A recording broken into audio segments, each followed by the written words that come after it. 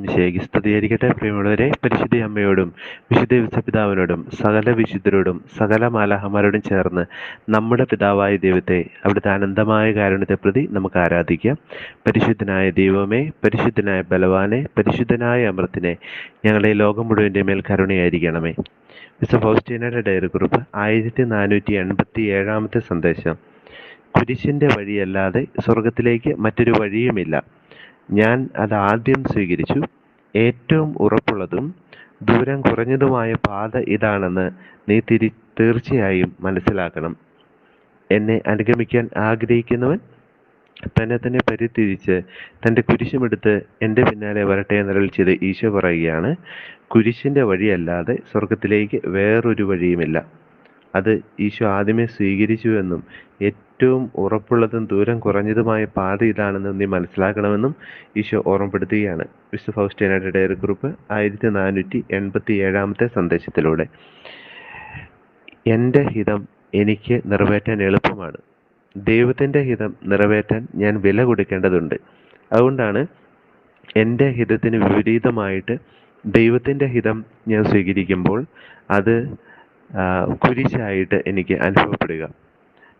കുരിശായിട്ട് അനുഭവപ്പെടുക എന്ന് പറഞ്ഞാൽ അത് വിശുദ്ധീകരണത്തിൻ്റെ വഴിയാണ്, വില കൊടുക്കലിൻ്റെ വഴിയാണ്, അത് പരിപൂർണമായ സമർപ്പണത്തിൻ്റെ വഴിയാണ്, അത് പരിപൂർണമായിട്ടുള്ള വിട്ടുകൊടുക്കലിൻ്റെയും സ്വീകരണത്തിൻ്റെയും വഴിയാണ്.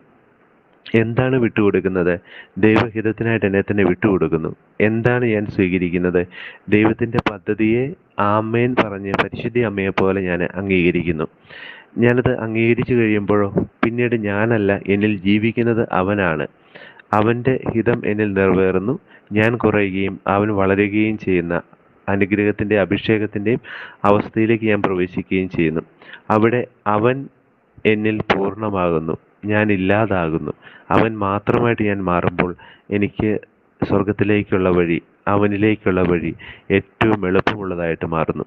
എന്നാൽ ആ വഴി ഏറ്റവും വേദന നിറഞ്ഞതും ഒരുപക്ഷെ ഏറ്റവും എൻ്റെ മാനുഷിക പ്രകൃതിയിൽ എന്നെ ഇല്ലായ്മ ചെയ്യുന്നതുമായിട്ടുള്ള ഒരു വഴി തന്നെയാണ്.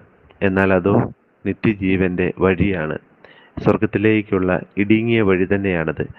എന്നാൽ ഒരിക്കൽ ആത്മാവിൽ ദൈവം തൻ്റെ കൃപ നിറച്ചു കഴിയുമ്പോൾ അവനോട് കൂടെ നമുക്കത് എളുപ്പമുള്ളതാണ്.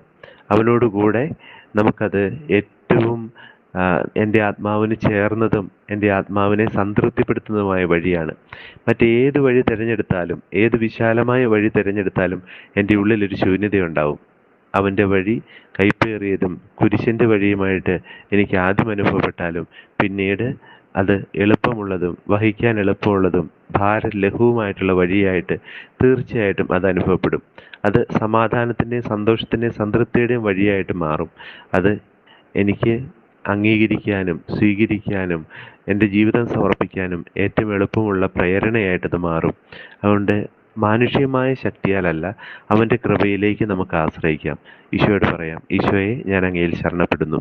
നമ്മുടെ കർത്താവായ ഈശോമിശിഹായുടെ കൃപയും പിതാവായ ദൈവത്തിൻ്റെ സ്നേഹവും പരിശുദ്ധാത്മാവിൻ്റെ സഹവാസവും നാം എല്ലാവരോടും കൂടെ ഉണ്ടായിരിക്കട്ടെ, ഇപ്പോഴും എപ്പോഴും എന്നേക്കും.